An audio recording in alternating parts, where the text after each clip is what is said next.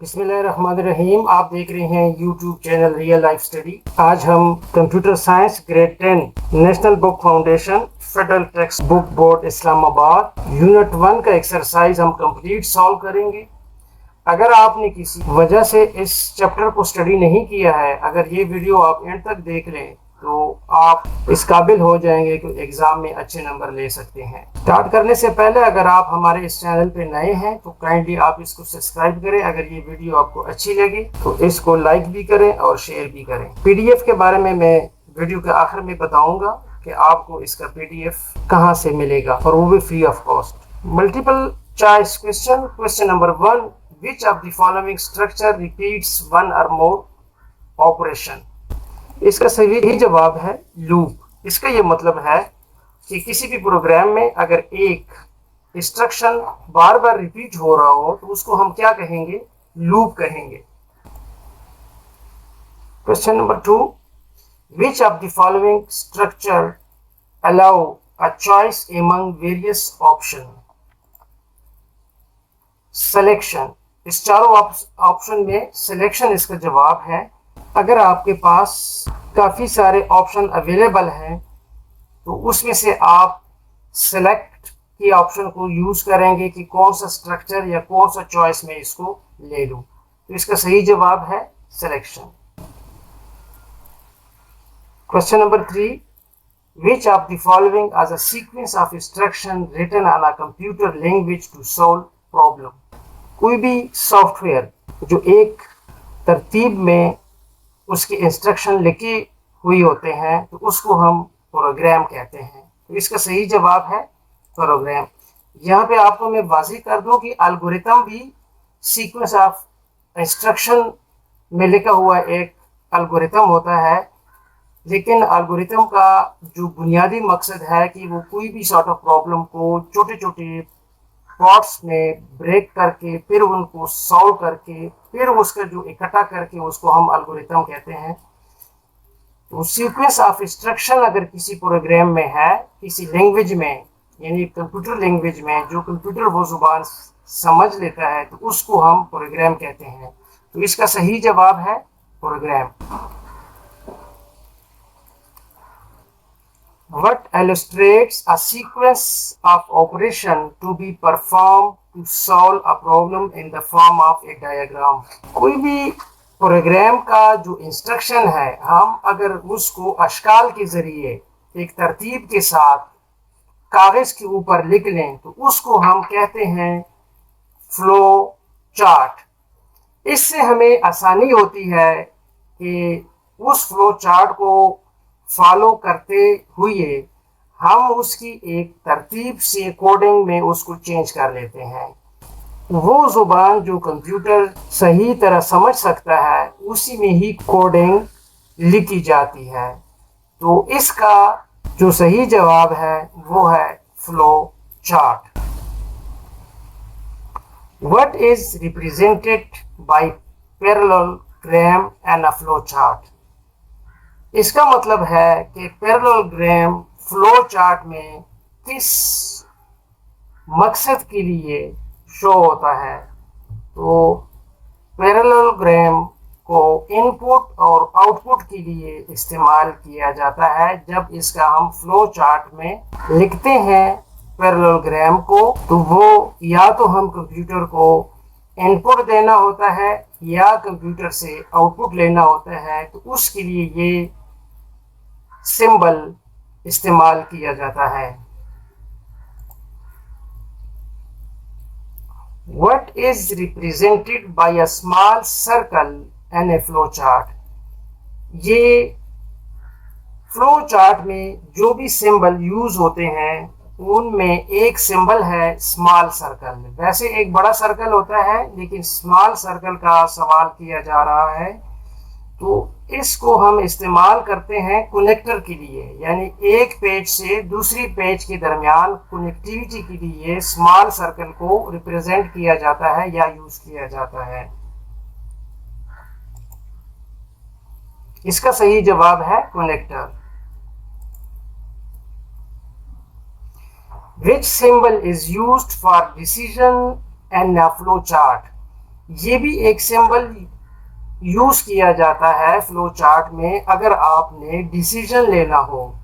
तो डिसीजन लेने के लिए डायमंड का जो सिंबल है उसको यूज किया जाता है। तो इसका सही जवाब है diamond. Which symbol is used for processing an flow chart.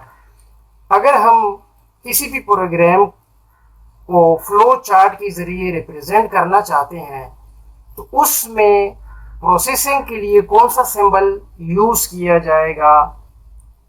तो उसके लिए रेक्टेंगल को यूज किया जाता है। रेक्टेंगल का मतलब है कि डाटा अगर हमने कंप्यूटर में इनपुट कर लिया उसके बाद प्रोसेसिंग का अमल शुरू होता है तो उसके बाद आउटपुट का अमल आता है। लिहाजा जो प्रोसेस डेटा हमारा होता है कंप्यूटर के ज़रिए तो उसके लिए फ्लो चार्ट में रेक्टेंगल को यूज़ किया जाता है।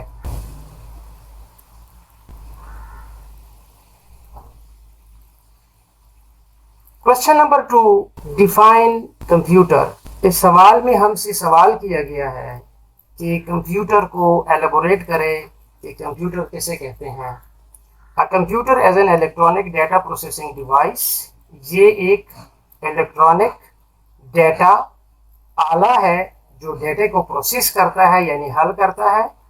इट टेक्स इनपुट, ये हमसे इनपुट ABC 1 2 3 या कोई भी सिंबल के फॉर्म में हमसे इनपुट लेते हैं कीबोर्ड के जरिए, कैमरे के जरिए, माउस के जरिए और उसको बाद में प्रोसेसिंग यानी प्रोसेस किया जाता है, उसको हल किया जाता है एंड लास्ट आउटपुट हमें दिया जाता है। या तो वो आउटपुट हमें स्क्रीन के ऊपर जैसे कि अभी आप इस वीडियो को देख रहे हैं तो ये भी डेटा प्रोसेस हो चुका है, किसी स्टेज पे ये डेटा इनपुट किया जा चुका है और उसमें प्रोसेस करके अभी आप इसका आउटपुट स्क्रीन पे देख रहे हैं। या किसी प्रिंटर अगर वो अटैच है तो रिटन फॉर्म में जो प्रिंट आउट हम लेते हैं उसको हम आउटपुट कहते हैं। Means it reads data processing. इसका ये मतलब है कि कंप्यूटर को जब भी हम इनपुट देते हैं उनको वो पढ़ता है, फिर उसके बाद उसको प्रोसेस कर लेता है और आखिर में हमें रिजल्ट आउटपुट देता है एक्यूरेटली, जो कि सही होता है at a very high speed, जो कि बहुत तेज ये अमल होता है। हमें पता भी नहीं चलता कि ये प्रोसेसिंग किस तरह विद इन नो टाइम में हो गई है। अगर हम उसको मैनुअल किया करेंगे तो काफ़ी टाइम लेगा, लेकिन कंप्यूटर के ज़रिए कोई भी सॉल्यूशन या कोई भी टास्क हम कंप्लीट करते हैं तो हम जो ही इनपुट दे देते हैं तो वो फ्रैक्शन ऑफ द सेकंड में वो प्रोसेस करके आउटपुट हमें मिल जाता है। तो ये इसको कहते हैं कि a computer is an electronic device processing and it takes input processing output. Question number 2, what is algorithm and what is the role of algorithm in a problem solving? हमसे सवाल किया जा रहा है कि एल्गोरिथम क्या है और किसी मसले के हल में एल्गोरिथम का रोल क्या होता है। एल्गोरिथम मीन्स मेथड, ये एक तरीकाकार को कहते हैं। प्रोसीजर, किसी चीज़ की प्रोसीजर है, टेक्निक है या प्लान को कहा जाता है एल्गोरिथम। एनी प्रॉब्लम, कोई भी मसला अगर आपके सामने पेश हो, ब्रेक इनटू पीसेस, उसको पार्ट्स में तोड़ दो, छोटे छोटे टुकड़े कर लो एंड देन सॉल्व इट, फिर उसको कोशिश करो कि वो हल किया जाए एट स्टेप बाय स्टेप, यानी स्टेप बाय स्टेप। अभी इसका ये मतलब हुआ कि कोई भी सॉर्ट ऑफ प्रॉब्लम हो उसको हमने बाय पार्ट्स करना है, फिर उसको एक एक हिस्से को सॉल्व कर लेना है और आखिर में वो पूरा प्रॉब्लम सॉल्व हो जाएगा। इट इज़ इजी, ये बहुत आसान है टू अंडरस्टैंड एंड फॉलो, कि वो समझा जा सके और उसको फॉलो किया जा सके। It is a set of steps, ये एक स्टेप्स पे सेट मुश्तमिल होता है। That clearly defines a sequence, जिसमें एक तरतीब से उस पार्ट्स को जिस तरह आपने किए होते हैं of operation to solve a problem, फिर उसी पार्ट्स को जिस तरतीब से आपने किए होते हैं उनको वन बाई वन आप सॉल्व करते हैं और आखिर में पूरा प्रॉब्लम सॉल्व हो जाता है। Algorithm plays an important role in computer programming. जब भी आप कंप्यूटर प्रोग्रामिंग करते हैं यानी कंप्यूटर के लिए कोई प्रोग्राम लिखते हैं तो किसी प्रॉब्लम को समझने के लिए उनको आप छोटे छोटे प्रॉब्लम में बाई पार्ट्स कर लेते हैं, फिर आप एक बड़े मसले को आसानी के साथ समझ जाते हैं। Computer programming is the process of taking an algorithm and coding it in a programming language. Computer programming एक प्रोसेस है, एक अमल है कि वो algorithm के जरिए कोड लेके वो कोड वो जुबान में लिखते हैं जिसमें वो कंप्यूटर उसको समझता है। राइटिंग इन एल्गोरिथम, कोई भी एल्गोरिथम को लिखने के लिए इज द फर्स्ट स्टेप। पहला स्टेप क्या होता है for developing a computer program, कि आप एक कंप्यूटर प्रोग्राम लिखें। Third question, what is flow chart?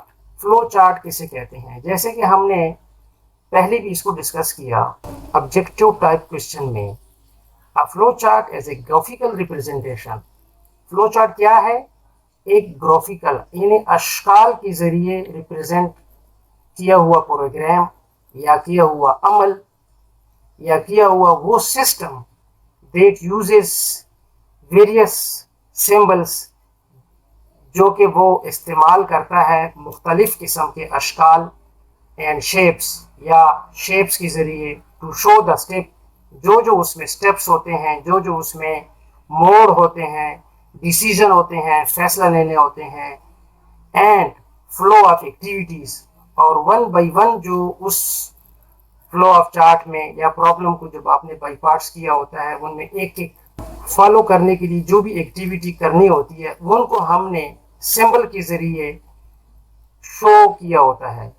मिसाल के तौर पे कि आप घर से चलते हैं, आपने मार्केट जाना है, तो जब आप घर से स्टार्ट करते हैं तो पहला सिंबल होगा स्टार्ट का। जब आप मार्केट पहुंच जाते हैं, वहाँ पे कोई चीज़ दुकानदार से लेते हैं तो आपने कुछ इनपुट देना होता है, तो उसके लिए एक सिंबल यूज़ किया जाता है जो कि हमने ऑलरेडी डिस्कस कर लिया है।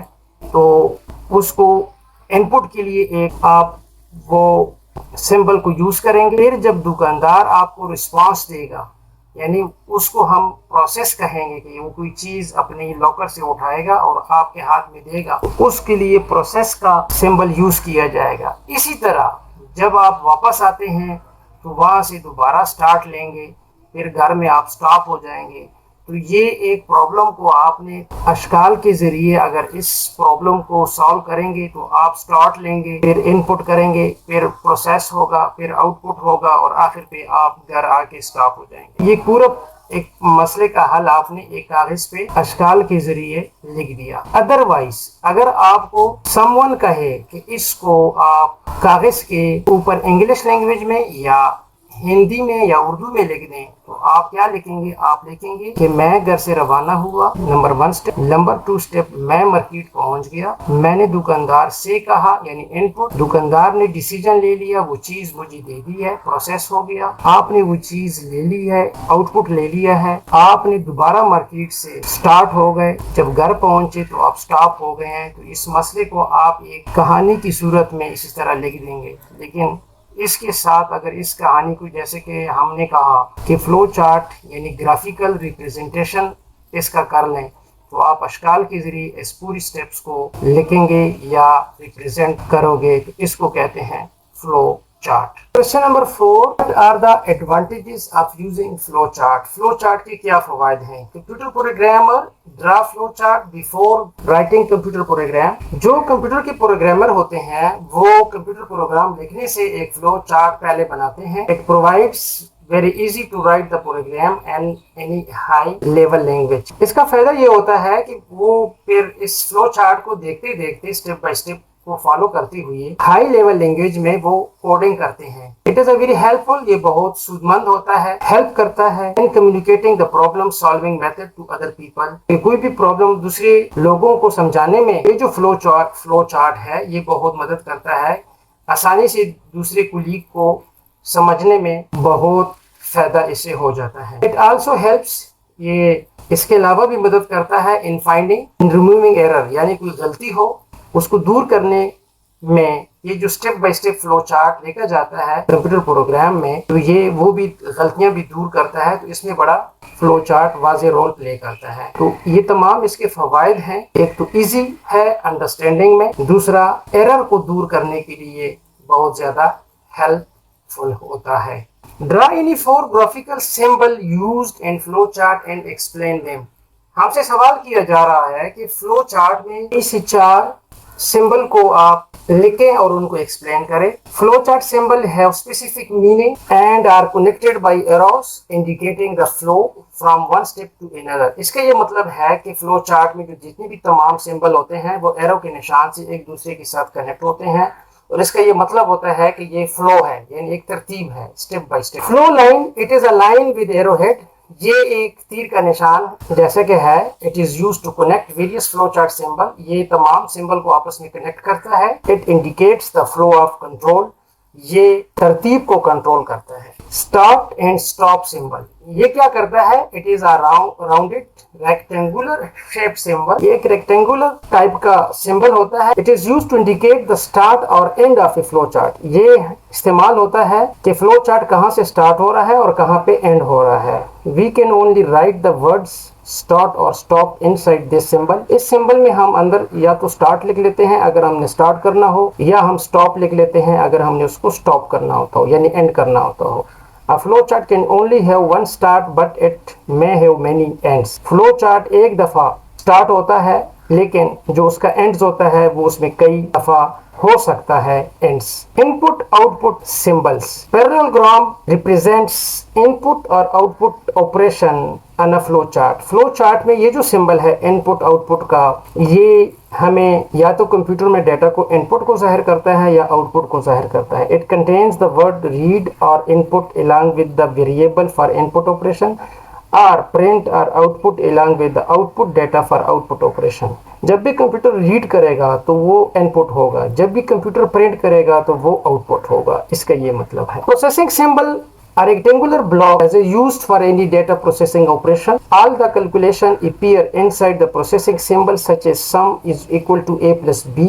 Variable are also initialized inside the process symbol. इसका ये मतलब है कि कंप्यूटर जो भी हमें प्लस माइनस करते हैं, यानी हल करते हैं कोई भी सॉर्ट ऑफ प्रॉब्लम को, तो वो प्रोसेसिंग का सिंबल रेक्टेंगुलर से हम इसको शो करवाते हैं। रेक्टेंगुलर का सिंबल यूज किया जाता है फॉर प्रोसेसिंग।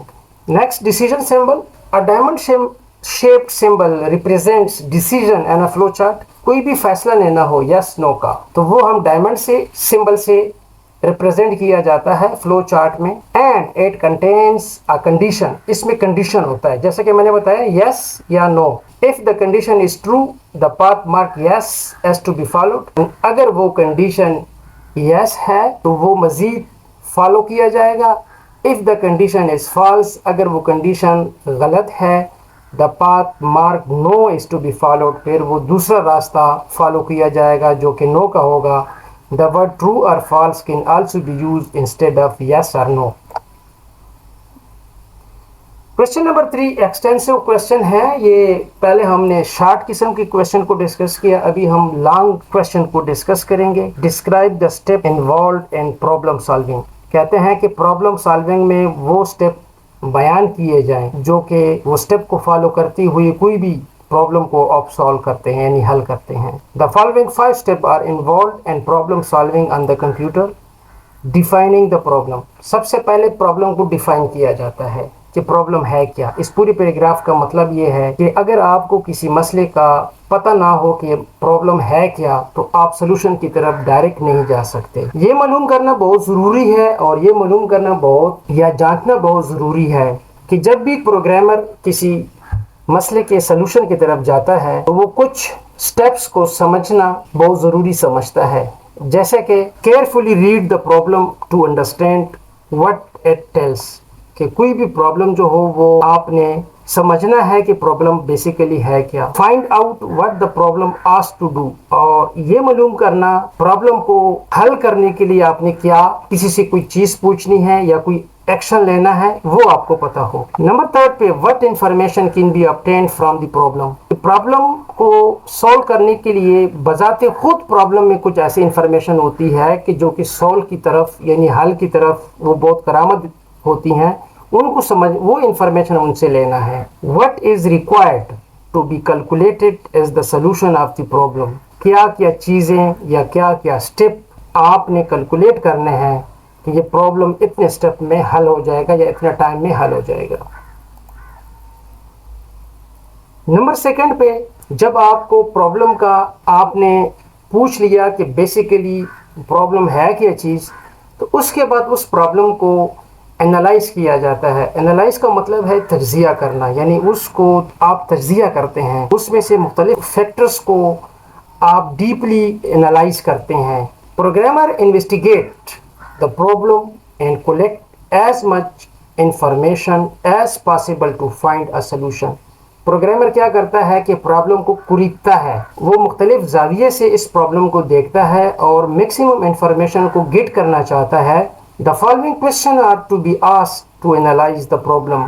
किसी भी मसले को एनालाइज करने के लिए ये सवाल जो नीचे दिए गए हैं इनको मद्देनजर रखते हुए आपने वो सवाल करने हैं और उस सवाल की रीड इंफॉर्मेशन आपने गैदर करना है। Is it possible to solve the problem on a computer? आया ये जो मसले का हल मैं कर रहा हूँ ये कंप्यूटर का प्रॉब्लम बेसिकली है या ये प्रॉब्लम कंप्यूटर के जरिए सॉल्व हो जाएगा? Number 2, what is to be done? क्या किया जाए to find the solution of the problem? ये प्रॉब्लम को हल करने के लिए कोई स्टेप तलाश किए जाए, वो कौन से अवामिल होंगे, वो कौन से स्टेप्स होंगे जो हम कर लें तो वो प्रॉब्लम सॉल्व हो जाएगा। What is the proper sequence? जब आप उस स्टेप्स को फाइंड आउट कर लेते हैं उनके बाद वो कौन सी सीक्वेंस में वो स्टेप्स को आप तरतीब वार स्टेप बाय स्टेप आप चलेंगे तो प्रॉब्लम हल होगा, वो स्टेप बाय स्टेप आपने मालूम करना है। ऐसा नहीं है कि आपको स्टेप्स का पता तो चल गया है लेकिन अगर आप स्टेप बाय स्टेप्स यानी सीक्वेंस के ज़रिए उनको परफॉर्म नहीं करेंगे तो प्रॉब्लम हल नहीं होगा। ये भी स्टेप बाय स्टेप प्रॉब्लम को हल करना वो जानना बहुत ज़रूरी है। What are the input and what output is required? Problem को हल करने के लिए कौन सी इनपुट और कौन सी आउटपुट की ज़रूरत होगी? How many solution are possible? किसी भी मसले का सिर्फ एक हल नहीं होता, ये कुदरत का कानून है कि कोई भी मसला हो उसके एक से मोर देन ज़्यादा सोल्यूशन अवेलेबल होते हैं, हमने उनको फाइंड आउट करना होता है। Second last, which solution is the best and why? और फिर उन्हीं सोल्यूशन में से हमने एक बेस्ट सोल्यूशन को सिलेक्ट करना है और हमने ये भी जवाब उसका ढूंढना है कि ये सिलेक्शन जो हम कर रहे हैं ये क्यों कर रहे हैं फॉर प्रॉब्लम सॉल्विंग के लिए। जो ये स्टेप हम या ये जो प्रोसीजर हम अडॉप्ट कर रहे हैं, काफ़ी सारे प्रोसीजर सोल्यूशन हैं लेकिन जो उसमें से बेस्ट सोल्यूशन है, बेस्ट हल है, तो हम क्यों कर रहे हैं? How solution will be implemented? किया ये जो सोल्यूशन का तरीक़ाकार हम ले रहे हैं ये काबिल अमल भी है? इस तमाम सवालों का जवाब प्रॉब्लम में ढूंढना है और फिर उसके मुताबिक इस प्रॉब्लम को एनालाइज करके इन सवालों का जवाब लेना है। तो इसको कहते हैं एनालाइजिंग द प्रॉब्लम, कि आपने किसी भी प्रॉब्लम का पोस्टमार्टम कर लिया है। Next, planning the solution of the problem. इसका ये मतलब है कि जब आप एक प्रॉब्लम की सॉल्व की तरफ चले गए हैं, आपको फाइंडिंग भी मिल गई, आपको डेटा भी आ गया, अभी आप उनको प्लान कर रहे हैं कि मैं इसकी सोल्यूशन की तरफ कैसे चला जाऊँ, तो उसके लिए आपको कुछ प्रॉब्लम को डिस्कस करना है। Talk to the right person. जिस बंदे का मसला है आपने उससे बात करनी है। Talk to the right person.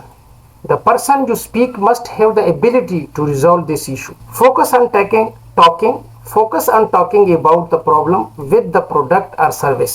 आपने इररिलेवेंट बातों को डिस्कस नहीं करना है, आपने उसी प्रॉब्लम के जरिए या उसी प्रॉब्लम के लिए जो भी प्रोडक्ट या सर्विस आपको रिक्वायर्ड है उसके बारे में आपने टॉक करना है। Stay calm and reasonable, explain the problem in detail and provide any evidence you may have। आपने stay calm and reasonable, आपने पैनिक नहीं बचाना, आपने खामोशी के साथ कूल माइंड के साथ किसी प्रॉब्लम के हल की तरफ जाना है। tell them what outcome you want। आप जो प्लान कर रहे हो तो आपने ये बताना है कि मैंने इसे क्या आउटकम लेना है, यानी रिजल्ट यानी सोल्यूशन मैंने क्या लेना है। ask to speak with someone else if you are not happy with the way the conversation is going।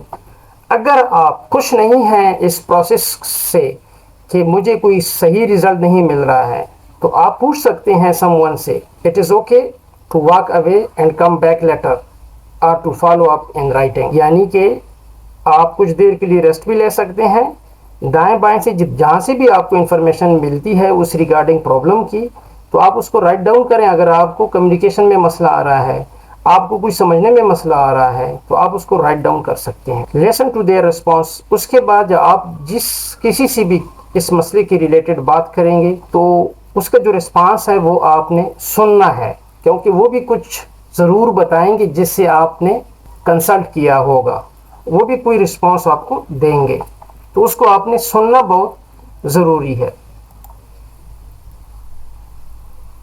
Candid solution of a problem. All the possible solution of a problem that produce correct result are known as a candid solution. यानी वो तमाम रास्ते, वो तमाम solution किसी भी problem के जो उसके लिए अवेलेबल होते हैं, या वो जो प्रॉब्लम के जो तरीके हल करने वाले होते हैं वो सारे ठीक हैं, वो सारे तरीके ठीक हैं, तो इसको कहते हैं कि candid solution. To find candid solution of a problem, programmer has to look for different method to solve the problem and come up with several solution. जब एक प्रॉब्लम के कई तरीके हल करने के मालूम हो जाते हैं तो प्रोग्रामर क्या करता है, वो डिफरेंट मेथड्स को यूज करता है, सेवरल सोल्यूशन उसके पास आ जाते हैं। Select the best solution. After finding the candid solution, जब आप कोई सोल्यूशन कई आपको मिल जाते हैं किसी भी प्रॉब्लम के, only one solution can be selected, उसमें से एक सोल्यूशन आपने लेना होता है। The selection of final solution of a problem should be based on the following criteria. जो solution आप लेंगे, ये नीचे दिए गए जो कंडीशन है इनको फुलफिल करती हुई उस solution को आपने इस बेस के ऊपर लेना है। Speed. The selected solution of the problem should be efficient. Efficient होना चाहिए। In other words, it means when the solution is implemented in a programming language, the program should run fast.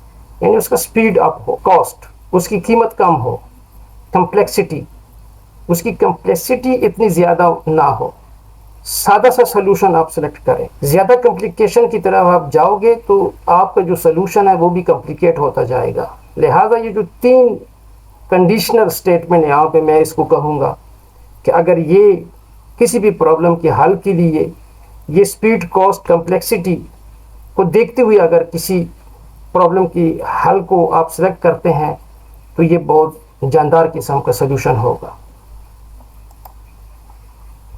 Question number 4, write in algorithm to calculate the area of a rectangle for given breadth and length. एक कहते हैं कि algorithm लिख दिया जाए किसी भी rectangle की जिसकी लंबाई और चौड़ाई मालूम की जाए, तो ये इसका लोगरिथम है। Input the width and length, आप हम पहले इनपुट देंगे कंप्यूटर को उसका चौड़ाई और लंबाई का, फिर उसको स्टेप नंबर 2 में हम कहेंगे कि इसको यानी प्रोसेस करें, कैलकुलेट करें the area A by multiplying फार्मूले के तहत एल विद डब्ल्यू, यानी कि लंबाई ज़रबी चौड़ाई को मल्टीप्लाई होगा, तो उसके बाद हमें प्रिंट दिया जाए या स्क्रीन पे दिखाया जाए, आउटपुट दिया जाए, तो ये इसका एल्गोरिथम है। इसके साथ साथ क्वेश्चन नंबर 4 का फ्लो चार्ट सबसे लास्ट में जो क्वेश्चन नंबर 9 है उसमें ये लिखा गया है कि आप 4 से लेकर 8 तक तमाम जो क्वेश्चन है उनके फ्लो चार्ट भी आप लिखें, तो वो भी नेक्स्ट इसके साथ ही मेंशन है। जैसे कि हमने पहले जिक्र किया कि किसी भी मसले का जब हम एल्गोरिथम लिखते हैं तो फ्लो चार्ट पे जब उसकी रिप्रेजेंटेशन करते हैं तो उसमें से पहले हम स्टार्ट करते हैं, ये उसका स्टार्ट का निशान है, फिर इनपुट लेते हैं, फिर ये प्रोसेसिंग का है, फिर ये प्रिंट का है, फिर आखिर में स्टॉप का है। ये बहुत सादा सा इसका फ्लो चार्ट है। हमें ये जो पिछला वाला कोडिंग है यानी इसके ऊपर ये कोडिंग अभी लिखी जाएगी कि आप स्टार्ट करेंगे, फिर इनपुट देंगे, फिर एरिया को प्रोसेस किया जाएगा, फिर प्रिंट किया जाएगा, फिर आखिर में प्रोग्राम ख़त्म हो जाएगा, एग्जीक्यूट हो जाएगा। Question number 5, right in algorithm that input length and inches and calculate and prints at and centimeters।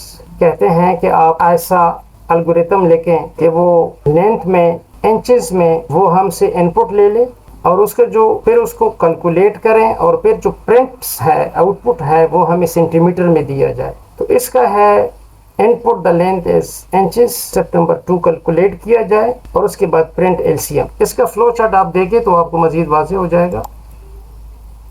Start कर लेते हैं। यहाँ पे हम इंचेस में इनपुट ले देते हैं। ये फार्मूला है एलसीएम का। इसके बाद इसका प्रिंट है, फिर स्टॉप है।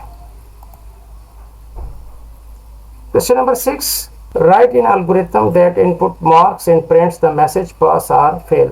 ये आपको ये सवाल किया जा रहा है आपसे कि आप अगर कोई कैंडिडेट लेस देन 33 नंबर से हैं तो उसको फेल शो किया जाए, अगर वो अदरवाइज उसको पास किया जाए। तो ये इनपुट पहले आप उसको मार्क्स इनपुट करेंगे, फर्ज किया वो मार्क्स, उसके बाद वो चेक किया जाएगा, यानी कंडीशनल स्टेटमेंट आएगी कि अगर मार्क्स लेस देन 33 है देन प्रिंट फेल, तो उसको आप आउटपुट फेल कर दें, यानी स्टेप नंबर 4 पे डायरेक्ट आ जाए, फिर ये चीज़ वाली ये बाईपास हो जाएगा। अगर वो ग्रेटर देन 33 है तो फिर आप इसको एल्स प्रिंट करें पास, फिर इस स्टेप पे आ जाएगा, उसके बाद स्टॉप हो जाएगा। ये सिंपल सा है। इसका फ्लो चार्ट देख लेते हैं। Start, input marks, conditional statement, decision लेना है। हमने डायमंड का जिक्र किया था कि डायमंड का जो सिंबल है वो डिसीजन लेने वाला होता है। तो यहाँ पे कंडीशनल स्टेटमेंट है, इफ मार्क्स लेस देन 33, तो यहाँ पे आ जाओ, यस, इसको फेल शो किया जाए। अगर वो नहीं है तो आप यहाँ पे इसको पास शो करवाएं और स्टॉप करवाएं। Question number 7, write in algorithm to find the sum of given sequence. ये हम सीक्वेंस में कुछ नंबर दिए गए हैं, कहते हैं इनका एल्गोरिथम, और इसका जमा मालूम किया जाए। तो ये स्टार्ट है, initialize sum to 0 and k equal to 5, 8k to sum, यानी कि ये इसमें 5 का फिगर बढ़ता जा रहा है, इस वजह से ये जो k का वेरिएबल हमने लिया है इक्वल टू 5 का डिफरेंस इसमें आ रहा है। कहता है कि जमा करो, अगर जमा के साथ आप 5 का फिगर ज्यादा करोगे तो वो 60 से ज्यादा नहीं होना चाहिए। इंक्रीमेंट k बाई 5, यानी 5 का इजाफा, ये उसका फार्मूला है k equal to k plus 5। जब भी इसमें फिगर आप इनपुट करेंगे तो उसमें 5 का इजाफा होगा। यहाँ पे कंडीशनल स्टेटमेंट आ गई है, if k less than 100 then go to step 2, otherwise go to step 5, print sum stop.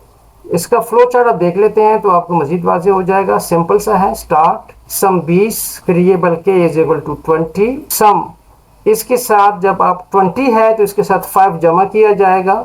जब तक ये केस लेस देन 60 होगा तो ये जाएगा, अगर ये 60 से बढ़ेगा तो ये 9 होगा, प्रिंट सम टोटल, यहाँ पे 60 के साथ सम आ जाएगा।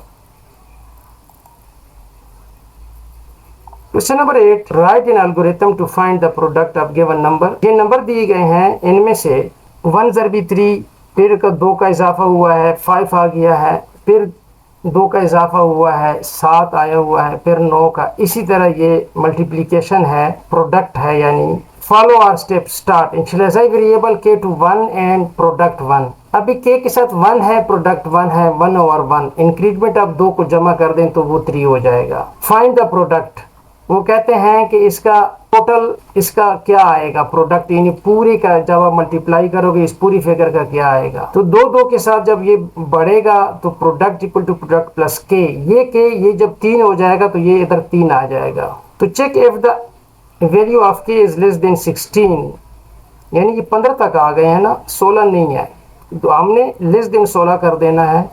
If k less than 16 then go to step 2, यानी फिर इंक्रीमेंट करो, यानी उसके साथ 2 जमा करते जाओ। जब भी आप इधर से 15 से बढ़ाओगे 17 पे आओगे तो 17 ये फॉल्स कर देगा, अदरवाइज गो टू स्टेप 5। वो कहते हैं जी यहाँ तक आप हमें स्टेप जो कैलकुलेशन मल्टीप्लिकेशन होगा, मैंने मल्टीप्लाई होगा, यानी ये वाला आखिर में ये आ जाएगा। जब ये यहाँ पे 15 फिगर आ जाएगा तो यहाँ पे हमें रिजल्ट आ जाएगा, 17 पे नहीं जाएगा या 16 से ज़्यादा नहीं जाएगा। इसका फ्लो चार्ट देखते हैं। स्टार्ट करते हैं k equal to 1, product 1, increment हुआ है प्लस 2, उसके बाद इसका प्रोडक्ट, फिर यहाँ पे कंडीशनल अप्लाई होगा। कंडीशन अगर वो 16 से कम है तो वो इधर आएगा दोबारा, जब ये कंडीशन ज़्यादा हो जाएगा तो ये यस हो जाएगा, यहाँ पे प्रिंट हो जाएगा। तो यहाँ पे ये इसका फ्लो चार्ट है। लास्ट पे इसके साथ स्टूडेंट, अगर इसके आपको PDF नोट्स फ्री डाउनलोड चाहिए आपको तो मैं इसका लिंक दे दूंगा डिस्क्रिप्शन में, वहाँ पे जाके आप इसकी तमाम PDF फ्री डाउनलोड कर सकते हैं। लेकिन उसके लिए एक कंडीशन है कि आप चैनल को सब्सक्राइब करें अनलॉक करने के लिए आपको 2 चैनल सब्सक्राइब करने पड़ेंगे, तो वो आप सब्सक्राइब करें और साथ तमाम जो वहाँ पे पीडीएफ तमाम एक्सरसाइज पड़ा हुआ है तो वो आपको अवेलेबल होगा और आप उसको डाउनलोड कर सकते हैं। मुझे उम्मीद है कि ये एक्सरसाइज आपको समझ आ चुका होगा। अगर आप एक दफ़ा भी इस एक्सरसाइज को पढ़ लें और साथ ही वीडियो देख लें तो आप इस काबिल हो जाएंगे कि आप कंसेप्ट क्लियर हो जाएगा और तमाम तर क्वेश्चन आपको आसान से लगेंगे। इंशाल्लाह नेक्स्ट यूनिट 2 की एक्सरसाइज में मिलेंगे। तब तक इजाज़त, अल्लाह हाफिज़।